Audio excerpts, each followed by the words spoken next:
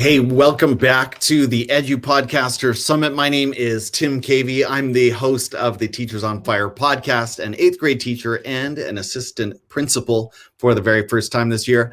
I'm joined by 3 amazing podcasters, and I'm really excited to shift up the format of the show. I've decided to meet some new people and get out a little bit more and sort of work through a Twitter list of amazing EDUPodcasters that seems to be growing every week. And so I have with me 3 podcasters who I sort of know to differing degrees, different levels.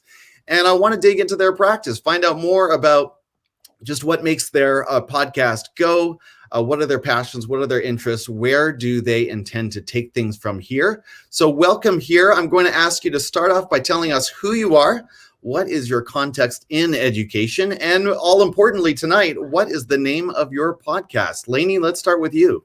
Oh, thank you.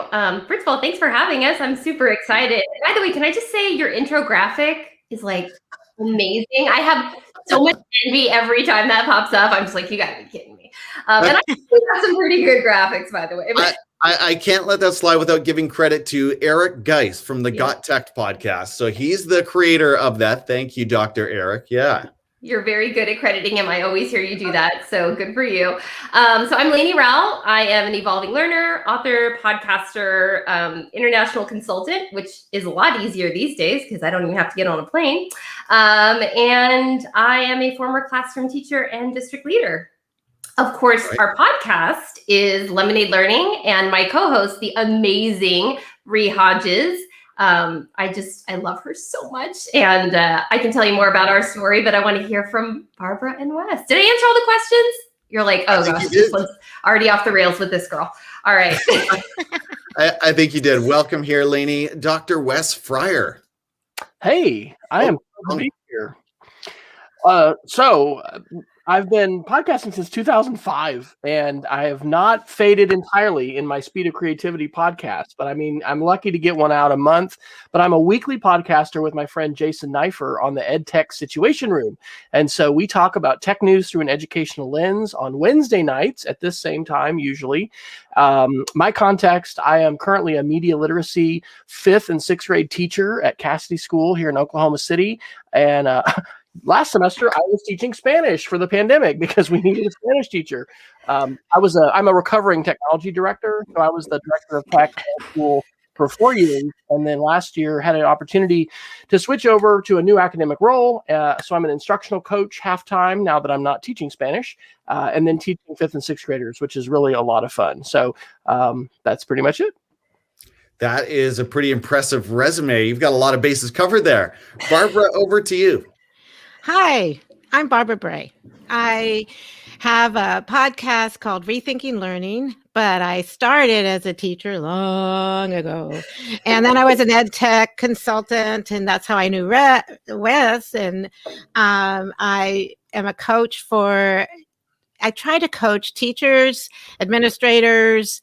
I work with authors. Even new authors. I try to help them because it's exciting, and I love doing the podcast. I started that in 2017, and it's just been a lot of fun.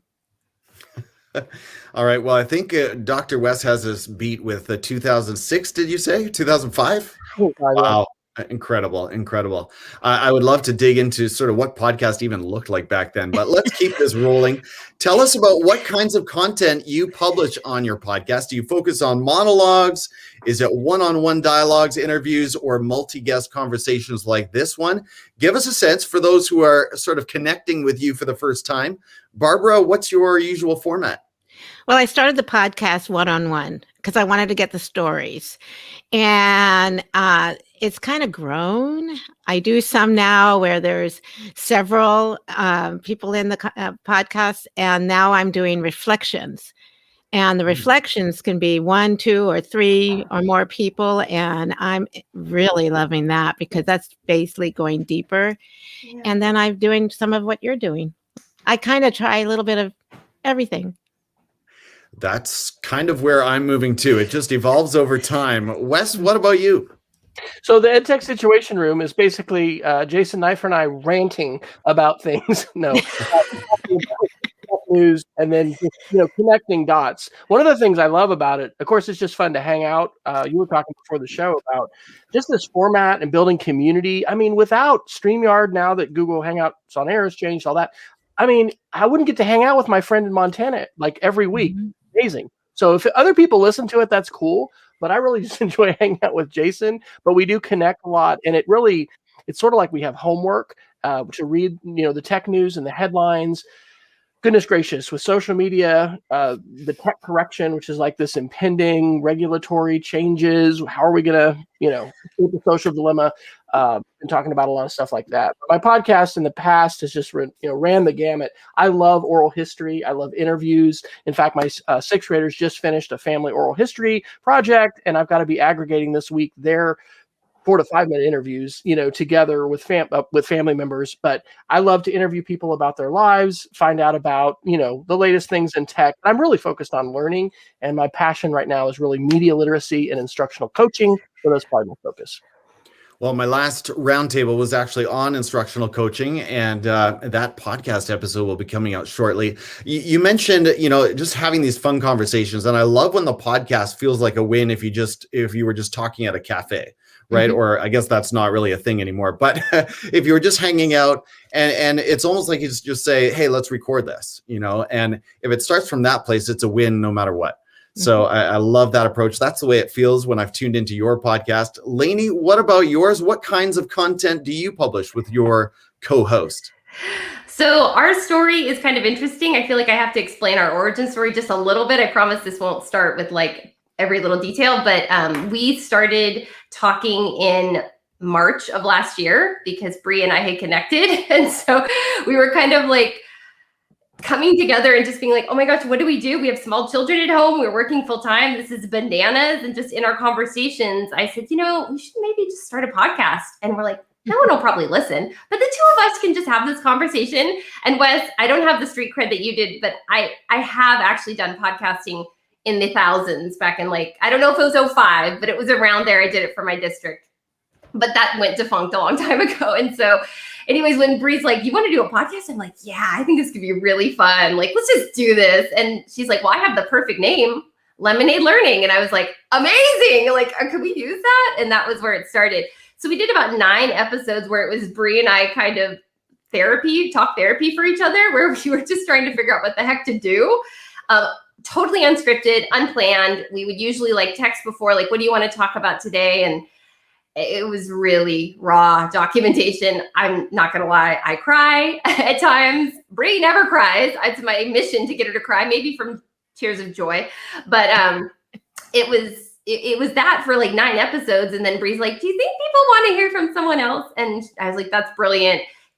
Katie Novak agreed to be our first guest. And from then on, I was like, okay, we should do guests. And so we still occasionally do just the two of us, but it's usually a guest. And we're getting ready to do our first one with 2 guests. And so that'll be a different thing. But yeah, that's what we're doing. When Katie Novak comes on the show, it just got real. So that's a really cool story. Yeah. She's singing Beyonce in the first 90 seconds. And I was like, this is going to be a tough act for any other guest to follow, but yes, she's amazing. Yeah, that's not cool. Not a bad way to open. Hey, I want to say hi to some friends in the comments. We got Rochelle here, Melissa, Chris, and they're all saying hi to each other. Great to have you guys along with us, joining us tonight. Well, let's move on to question number 3. What is the main theme or area of your podcast? You might have touched on it already, but I know we sort of represent different, spaces and niches here. So, Lainie, go over that ground again for us. What is the actual theme, or do you have one? Well, so it's funny. We've had some people be very nice amplifiers. I'll give a shout out to probably a person who's promoted us the most, Dave Burgess. And he was just he was posting it, and I was like, why is he such a nice guy, but why is he sharing? And so Bree and I reached out and we're like, can you tell us what you like about the podcast? Because we're not even sure what it is yet. So if you could tell us what it is, that would be amazing. And he said, well, it's cool conversations with amazing people. And I was like, sold. Okay, that's what it is. So we're totally unscripted. We have one question that we will ask people when they come on. what is your sweet and sour? And from then on, it is just conversation. So we try to be thoughtful in who we invite on as far as topics that we want to delve deeper in, but there's no real theme. And what is your sweet and sour, like, preferred? We're talking food here, right? Or drinks, beverages? What are we talking Well, about? we say like in life, like what's your sweet and sour in life? Like it could be personal or professional, but like what are you happy about? We're trying to think about silver linings. Like my kids are best friends now. They weren't pre-COVID. They were always loving each other, but now they're best friends. And that was something that didn't happen before. So sometimes we make it some people choose to do a personal sweet and sour, some do a professional, and some mix it up. But from there, it's seriously just a conversation. We don't have any questions prepped or anything. That is really cool. I mean, I enjoy all kinds. Sometimes I've gotten into the debate of scripted versus unscripted. I think both have their place. How do you, with completely wide open, when do you know, how do you know to cut it off? Do you got like a 30-minute target, or what do you aim for? We shoot for 45 minutes, and then okay. That does not always work out. we have some longer ones. We didn't know what we were doing when we first had Katie Novak on, so we decided to make it 2 episodes. And then we're like, well, and we did that again with Jimmy Casas. And then we're like, no, they get 1 episode. And if it's long, it's long. If it's short, it's short. Katie's happened to have a natural break in topic where she was talking UDL and then kind of professional learning for UDL. So, and then Jimmy's kind of had a nice break in his too. But since then, we've just been like, it's going to be what it's going to be. It's really raw, folks. Wes, I think I know the answer to this, but summarize the theme or area of focus on your podcast. Well, so the EdTech Situation Room is a pretty clear, like the Wolf Blitzer, situation room. We're talking news, and we're thinking about that as teachers, administrators, and educational leaders. My Speed of Creativity podcast, which is still alive, it's still out there, folks, has really been a lot of reflection, a lot of interviews over the years. I've actually interviewed my wife probably more than anyone lately. She teaches 3rd grade, and she is a far more amazing teacher, than I am. It's fun it's not just fun, it's really beneficial to reflect. And I think that's part of how I got into podcasting, was just wanting to hear and learn from other teachers, sharing their successes, their sometimes failures, just being able to connect and share our journey of learning as educators. And that's the journey that's always continuing, right? Because not only is technology advancing, but we should, I think, always be alive to learning and new strategies and ways that we can engage students. So I love to learn, and I think reflecting, we probably don't do enough of that intentionally, and the podcast can give you an outside accountability. Oh my gosh, I haven't gotten out a show or whatever, and it can push you in that direction to have some really good conversations that enrich you and also build great relationships and connecting with other people. So. We want to welcome Stephanie Rothstein, and I hope I'm not missing any other friends joining us in the comments. Great to have all of you here. Just some sensational educators that I've had the privilege of hosting recently. Thank you for that, Dr. West. And I was thinking, if I want to turn to a podcast to explore the ongoing battle between Google and the country of Australia, I know which podcast to turn to. I know which podcast will be watching that one. Barbara, what about your podcast? What's the theme over there on rethinking learning? Well, it started out with stories. I wanted to be a storyteller, and I am a connector.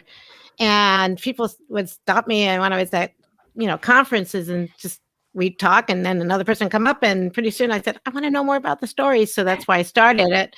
And what's been interesting is you mentioned Jimmy Casas. He was on my show, and so was Rochelle. But Jimmy Casas, but Jimmy was on, and we're talking. And my main thing is to find their story, because there's a deeper story everybody has, and I'm trying to become a better interviewer. And he said some fun things. He started saying, and when I asked him, did you always want to be an educator? He says, well, I was actually going to be an FBI agent. I went, okay, so I need to know more about this. And so he started telling me, and I said, well, how come I didn't know about this? And he says, you're just like Barbara Walters. You got that out of me. And I thought, yes, that's what I want to do.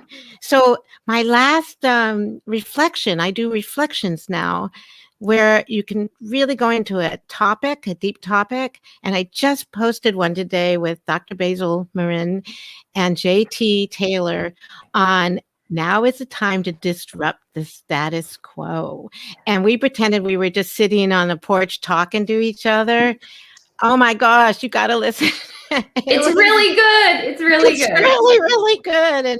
And the thing that I found is that I really want to get into controversial conversations and disrupt the status quo. I've always been, you've known me for a long time. I've been trying to shake things up, right? And so I figured, hey, I got an audience now. And you get the right people on. It's just so much fun. And so that's where one of the things I'm trying to do is get the stories, but go deeper. Yes, the power of a story, right? You can't go wrong with a good story. And I know all of you sort of bring in story in different ways. Shout out to the two fellows that you mentioned, Dr. Basil Marin and JT Taylor from Purpose Pushers, right? I've had both of them on this show as well. They are fantastic educators. Well, speaking of fantastic educators, how does the podcast make you a better educator? I think Wes touched on this a little bit, but this is in a way kind of our pitch to people watching. Maybe it's time for you to start your own educational podcast. So Barbara, let's go back to you. How does the podcast make you a better educator? Well, one thing it's helped me is that if I really want to have a good conversation, I have to learn how to listen better. And I think if you can really listen, then what happens is it makes you really understand the other person. And as an educator, I feel like I'm becoming more open to hear what the other, like let's say if a student was in my class and I was just really listening to them, I get to know them better. And so that's helped me.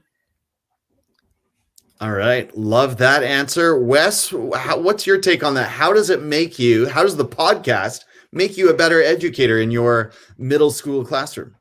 Well, over the years, podcasting has truly brought me some transformative relationships with friends and fellow educators that have absolutely not only changed my practice and my teaching, but changed my life. So, I mean, there's that. The whole process, as we already said, of reflection is really good. It's kind of an accountability thing in the context of the EdTech Situation Room. I mean, both Jason and I debated earlier in life. I think Jason was like all through high school and college. I just did college, but having that outside encouragement to be reading, to be keeping up on things, to be following things, but then also to connect dots, man, that is so important. We live in this world of, quick headline and boy, did you even read that? Twitter for a while during the election when you tried to retweet something, hadn't read it, it would say, ooh, do you want to read it first or click the link, before you share it? That's kind of the world we live in. And so I think that podcasts allow this depth of, because there's really, you can put your limit on the podcast, but the format itself doesn't have a time limit. And so I love that. And I especially love the connections that come from it because, I mean, just like tonight, there may be somebody listening that's hearing, that's going to click a link, that's going to, hopefully the rabbit hole will be a good rabbit hole to go down, but to be able to connect to other people passionate about things that we're passionate about, learning, kids, the effective use of educational technology, the ways in which literacy is redefined, and we need to be, continually sharpening our saw and learning new skills. I mean, hey, it's 2021. And I can't really get excited enough about podcasts as a learning platform and the process of creating them yourself for not only the learning that happens, but the connections that happen afterward. Fantastic. Can't agree more. And Melissa, shout out to you as you listen to us while working on report card comments. I hope this is a good rabbit hole for you tonight. I hope this is inspiring and encouraging to you. Lainie, how does that Lemonade Learning make you a better educator? I mean, I totally agree with what Barbara and Wes have said. For me, I've been on Twitter since like right after it launched. I have been on social media, but I haven't really been super present, and I'm trying to be really intentional in that. And for me, this podcast is a big part of it is learning out loud. and kind of sharing what I'm thinking as I'm talking to someone. And then there's also a lot of processing and reflecting, after we record. And I go back and I do the, I add the, there's not a lot of post-production. I don't know if I made that real clear, but we're pretty raw. But I get to listen to the episodes because I do transcripts for all of them.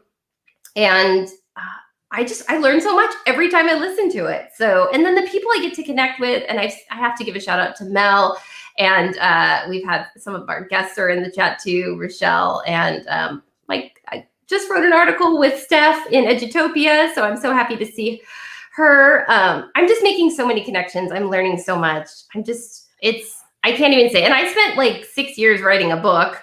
It could have been done in less time, but that's how long it took me. And that was like this highly curated, very well-crafted thing. And this is like, just like what we're doing right now, very raw. And I'm just kind of being vulnerable and just sharing what I'm thinking. And I could listen to it next week and be like, why did I say that? But I'm okay with it. This is like where I think I needed, silver lining from the pandemic. I did not put myself out there in this way pre-COVID. And so now I'm doing it and I'm learning a lot more for it. So I'm super grateful. See, Rochelle, if you're still watching, that's how long it takes normal people to write a book is 6 years. Okay, that's Yeah. And how is she even here right now? Like, I mean, have we all decided that she has cracked the code to cloning?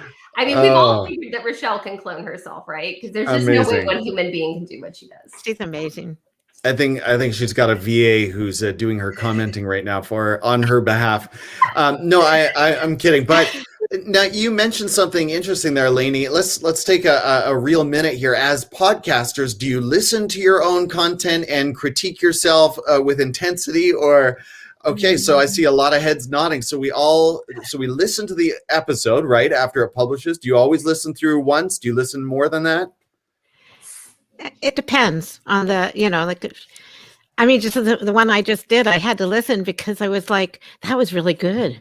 I better hear it. I just want to make sure I'm hearing what I thought I, said and what they said. And it was so good. I just had to, I can't wait to put this one out. You sometimes get like that, right? Yeah. So, I mean, I listen once through for the audio to make sure that the quality is good. And then I put it into Otter to transcribe it. So then I go in and correct it. So I'm listening to them all twice, no matter what. I don't really edit, but I'm listening just for like, is there a pop because of Zoom or something like that? And the whole time I'm going, Lainie, don't say anything stupid. Don't say anything stupid. And then when I'm not talking, I'm going, oh my gosh, I can't believe they're so amazing. And so I try and reflect on how I could be better involved in the conversation and what am I contributing to it. But I'm just learning a ton every time I listen to it. And then I will usually text Bree and I'll be like, you're amazing. Gosh, you make this show so much better. Well, shout out to Bree. And Wes, you were going to add to that. What's your level of critiquing? And you've gotten obviously past the whatever it is about hearing your own voice, right? Probably, yeah. I think so. You just do it. Yeah, I mean, I do. Sometimes it is to listen to the guests and process more. It's fun. I enjoy the dynamics of this live conversation, but in terms of some of the things that are said and thinking deeply about it and reflecting on it later, I try not to nitpick. And as the years have gone on, I've done less post-production. I'm glad to learn about Otter. I use a tool called Alphonic, which does a nice normalization, a web-based normalization. And I'll do that for my speed of creativity. But for the EdTech Situation Room, there's only been a couple times I've needed to edit something out, that was in the middle. And usually it's just like, we don't even do bumpers. It's just like, here it is. But, yeah, I think that I don't know. I would bet if you survey podcasters, I would think most people probably listen. I mean, of course you're going to need to. You want to make sure that you didn't mess up. So I feel like most of us do listen, and a few times maybe it's been the rush of the week or whatever. I don't get through all of it, or I don't get to, and once in a while I do catch that mistake because I do edit in separate tracks. I'm one of these nerds that actually enjoys the audio editing process. So I love to, like, when one of you is speaking, if I actually have separate tracks, I'll just delete the others So it just isolates that sound. But the risk is you can actually have a space where there's, 5 seconds of silence if you delete too much or if you mess that up. So a couple of times, now I've published quite a few now, but a couple of times I've had that silence, and thankfully usually someone reaches out or I catch it and I rush back in and try to get that fixed.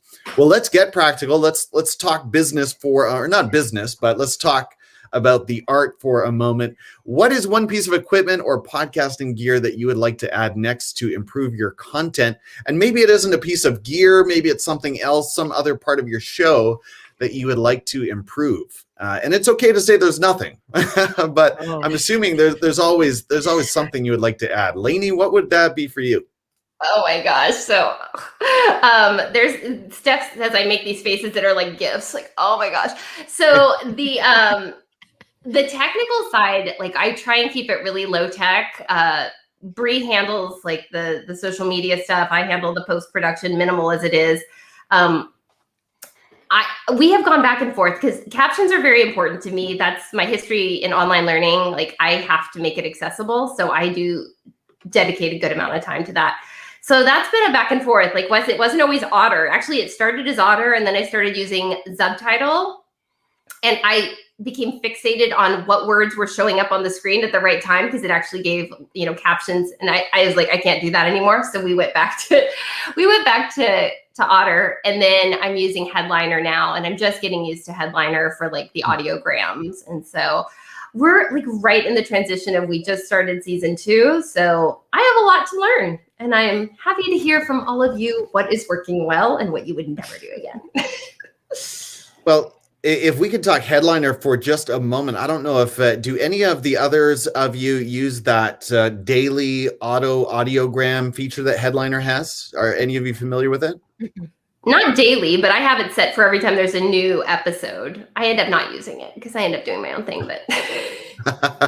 Okay, well, that is something that, I don't know, you can consider, but basically it will grab it'll just use the AI or whatever to find a little piece of your podcast, and it'll grab 15 seconds or 30 or 45 or 60 or whatever you set it to.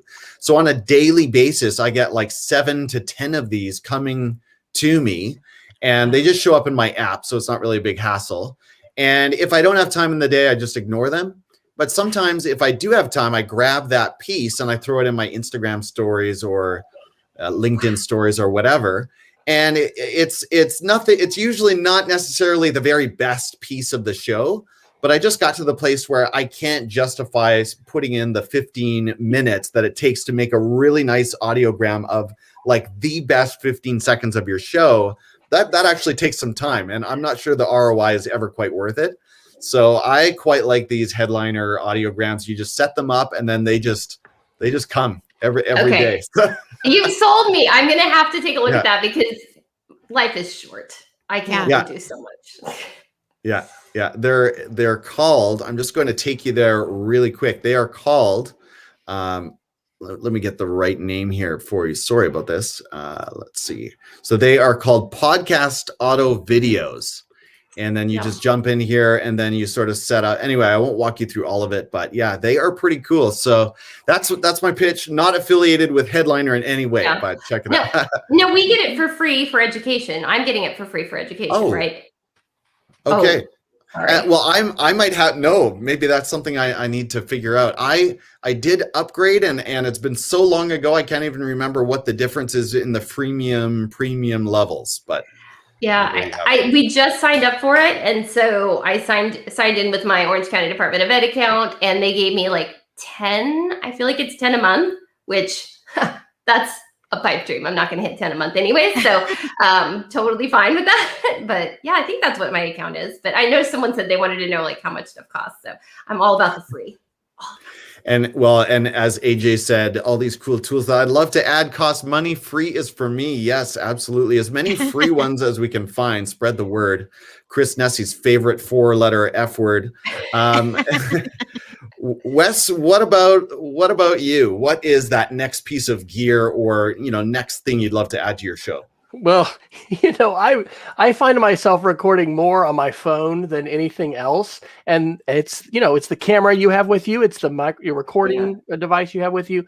But I actually went on my Flickr and I looked for I looked for recorder because Bob Sprankle back in the day had a Zoom H2 recorder, and so this is my link. So I think I want a handheld Zoom recorder.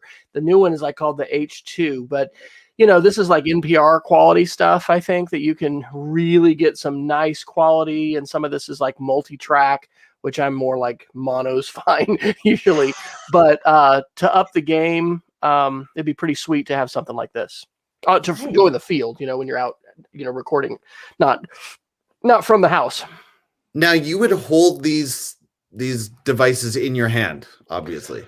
Yeah, I mean, there's different setups. I mean, I think maybe you might even have some kind of a tripod or some kind of a stand that you're going to have as far as keeping them still. But I have not done a lot of that. So back in the day, I'm trying to remember the name of the recorders. We called it Celebrate Oklahoma Voices, and it was a statewide oral history program or project, and we helped teachers make these interviews with their families or relatives or whatever. And everyone got like a handheld battery operated recorder, and that was pre-smartphone.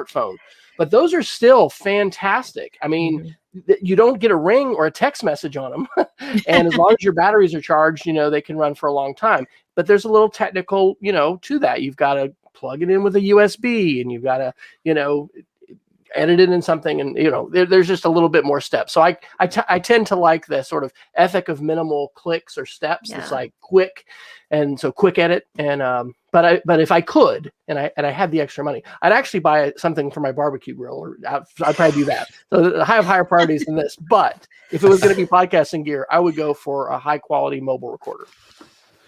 That is really cool. I think we overlook, as podcasters, sometimes we overlook the value and the potential of at conferences. Let's just take a moment of silence to remember conferences. But, you can, we talk about Podcast Alley and setting up that mini studio, but it doesn't hurt to just walk up to people with your phone or handheld recorder. I mean, we see that with sports reporters on the news all the time. And the sound is just getting better and better. So not a bad option at all.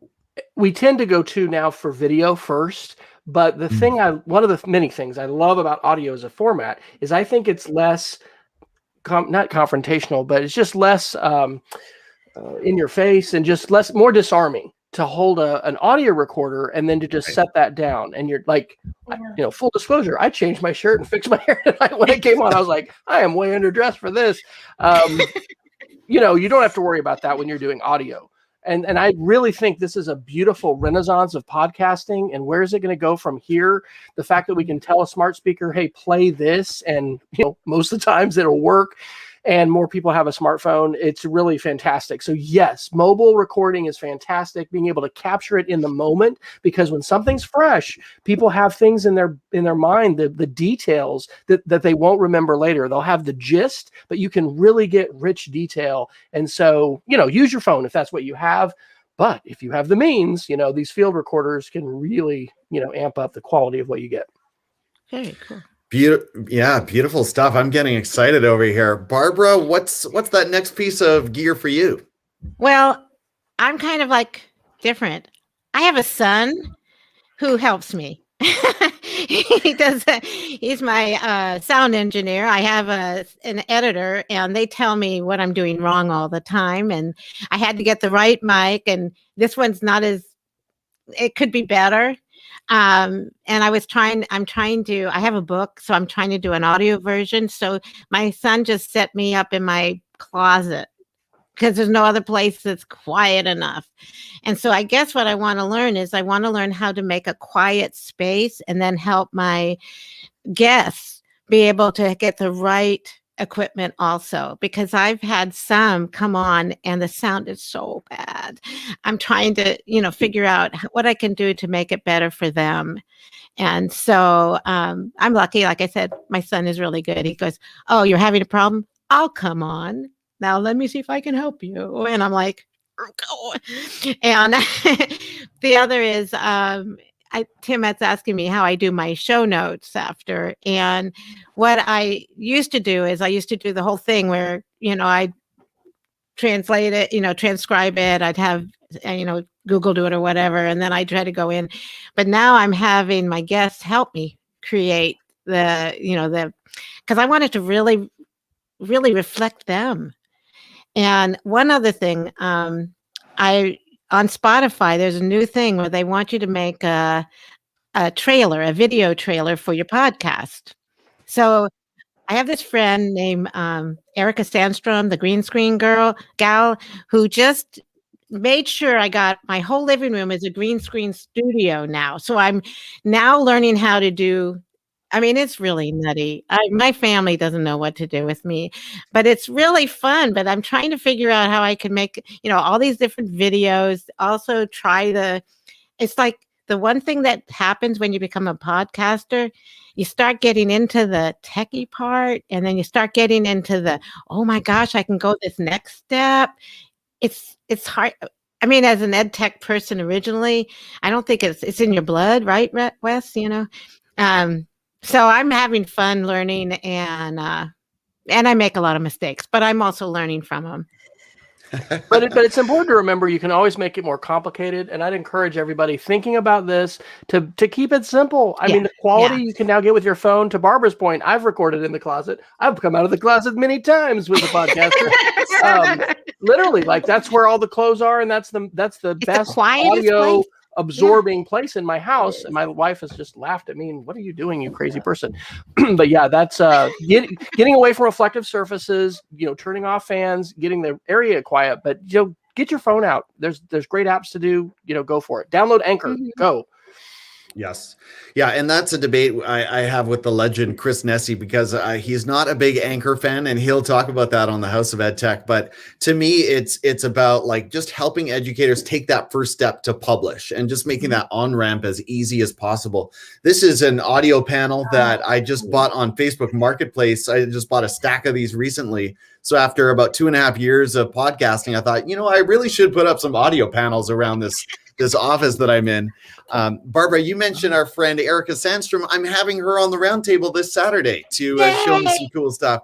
And if you haven't connected with Erica, she is a bundle of energy. Wow, that lady is a ton of fun. She will keep you awake, that's for sure.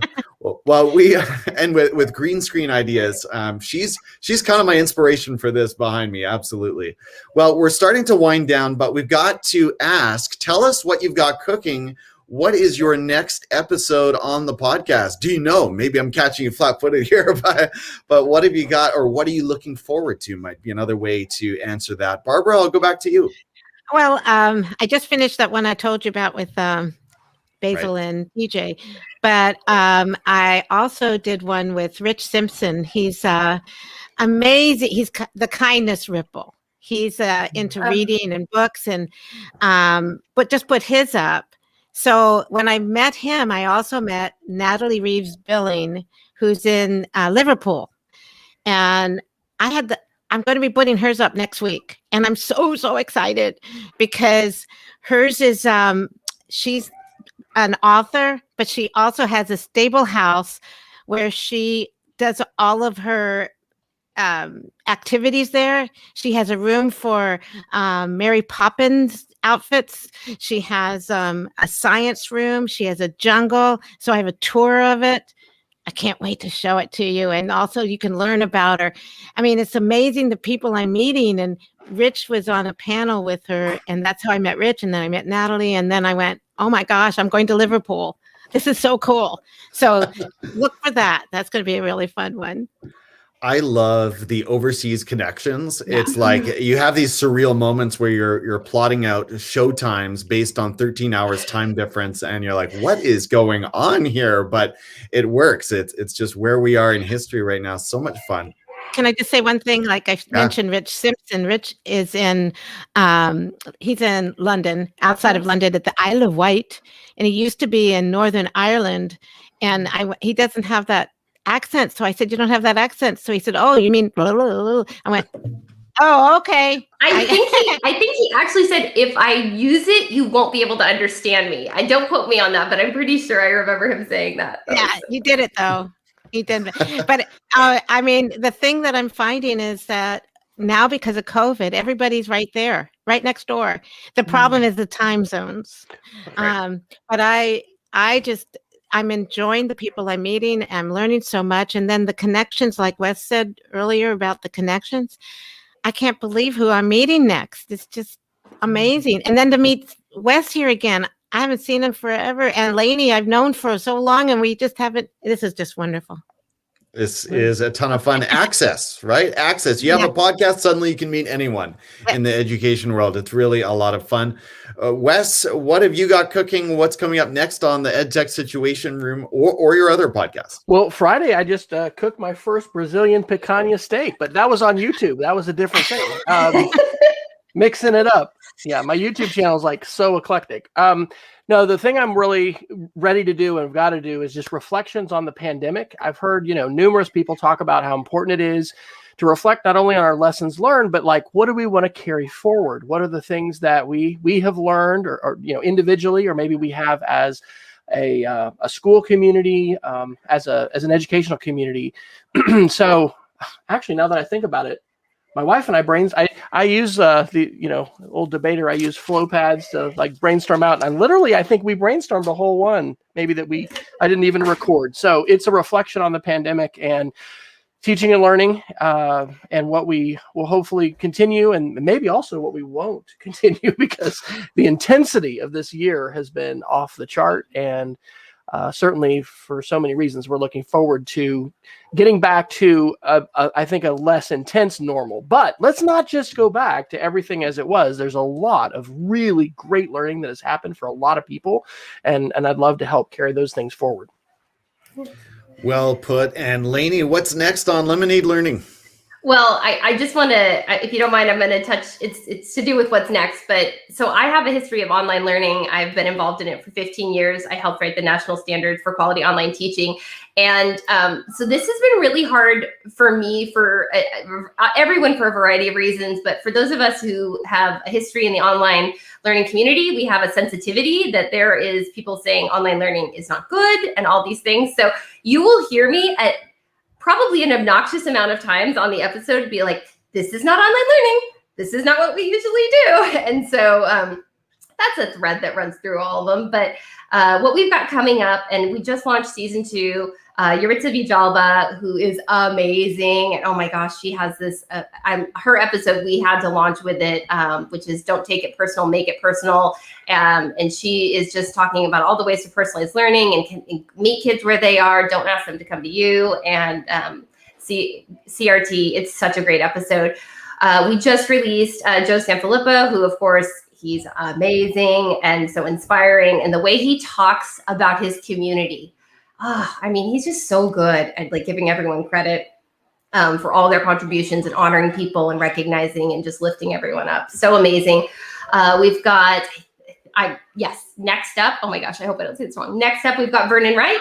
And then speaking of going international, we've got Ivo Hanan coming on in a little bit. So, and then there's, I just can't even tell you how happy I am. So excited at the people we get to talk to. They all bring such important things. And going back to your point, Wes, about what do we want to keep? So that's kind of a lens that we use for picking our guests. Like, who are the ones that can tell us like what we need to be focused on as we move forward to rethink teaching and learning and what this is going to look like, not just now, but post-pandemic. So very excited. You dropped some amazing names that I know we all know and love and appreciate. And we've got Stephanie saying Joe's episode was really so inspiring. You're right. I mean, he lifts his community up like no one else. It's really awesome. I was going to say too, when Vernon comes on, I love that guy. He really brings such a unique, positive perspective. You're not going to hit your 45-minute maximum there. You're going to break that. You're going to pass the 45 minutes. I'll just let you know. Get ready, because that guy brings it. So spoiler alert, we did already record that one. Okay. That was one where I kind of almost forgot I was the host, and I just kind of sat back and started taking notes. And I was just like, "You keep going, Vernon. Keep saying it. You got it. You got it." And it was awesome. And Bree is so amazing. Oh my gosh, I wish she was here, but hopefully she can join sometime. She's amazing, and she brings so much. I'm so excited about our show. Yeah, that is on me. I should have coordinated that a little better. So Bree, apologies, but we will connect with you at a later date. Well, we are at the end of our time. I want to ask how we can connect with you. And real quick, who here is anyone on Clubhouse or no? Are we saying no to the Clubhouse? I'm just trying to keep up with what I already have going. I'm not ready. Like, this is a Hey, I pandemic. No. joined WT Social tonight, which is Jimmy Whale's new social network, and I'm on Mastodon. Like every 2 months, I'll post something. Anyway, I don't even know what Clubhouse is. What is it? Clubhouse is an audio, what's the best way to describe it? It's like this audio meeting place where there are just different rooms happening all the time. You pop in, you sort of see a bunch of educators. Monica Burns has been on quite a bit. A lot of the name Vernon, I've heard Vernon speaking there lately. So a bunch of the names that we would know, and you just sort of see what their topic is, and you pop in. You can lurk and just be a listener, or the moderator can call you up to the stage and you can talk. So lately, when I get into my car for my commute before I get into podcasts, I pop into Clubhouse and I just get a sense of who is there. So I was just curious to see if any of you are in, but not yet, it sounds like, and that's totally fine. It might be one of these apps that just sort of burns away after a little while, but we'll see. I was invited. Yeah. Someone offered. I hear there's another app that's pretty cool. I'm still looking to check out. I think it's called TikTok, but I don't know if anyone's heard of that one. I hear it's really cool with the kids. So. Yes, I do have a bit of a presence on TikTok as well. I try to do what I can, but hey, how can we connect with you? Lainie, we've got your Twitter handle, I know, on the screen, but for our podcast listeners, make sure you let us know how we can connect on Twitter, and of course, tune into the podcast, the website, give us the works. Yep. So lemonadelearning.us, and I always think of like Bree and I, us, as well as all the guests that we bring on. So lemonadelearning.us. And then, I mean, once you get to lemonadelearning.us, you can find pretty much everything. And then me, Lainie, I'm Lainie Rowell across the web. That's a bit of a spelling challenge, but Lainie, and then Rowell like Powell. So Lainie Rowell across the web for me, and Lemonade Learning. Check us out. There it is. Thank you so much for coming on with me tonight. Dr. Wes. So I've actually decided to just try to put everything in one place. So wesfryer.com/after, and you can get the Bacanya video there on YouTube, or the EdTech Situation Room, or whatever. I have a long list there, and that's it. I'd love to connect, and Twitter is certainly my social platform of choice, and I love the conversations there. So that's the best spot to find me. It's such a tricky balancing act, figuring out how do you map your stuff, right? Mm-hmm. And I see a lot of educators, content creators sort of starting to build around their name.com. And I don't feel like I'm quite there yet, but it makes a lot of sense. Everything is linked back there. We've got, just before Barbara goes, we've got Rochelle saying, "Oh, Lainie, TikTok," and Peggy, who's been along with us. Clubhouse is new to me. We'll check it out. Rochelle's on Clubhouse. No surprise there, but yes. She's the one who told me about it. I was like, I think she was the one who told me too. And Peggy's so amazing. Yeah. Thank you, Peggy, for joining us tonight. Barbara, how can we connect with you? Well, you mentioned name. BarbaraBray.net. That's where I put everything. I wrote 3 books. My latest one is Define Your Why, and that's kind of where I'm going with my podcast now. It's about the why. And you know what? I don't have there it is. My Twitter is bbray27, and my podcast is up on my website. So you'll see the podcast there and the reflections and everything. So that's where it is. Fantastic. Well, thank you again, Lainie, Wes, Barbara. Thank you so much for joining me tonight. It was so much fun to sort of hear about your passions, your work, and learn from you, learn with you. And I'm glad to be connected just that much better going forward. So best of luck with your podcasting here in 2021 as we go forward. Hopefully we'll be able to do some real life IRL conversations and interviews by the end of the year. But until then, take care, stay safe, and keep that fire for learning burning bright. Bye-bye. Bye. Thanks for having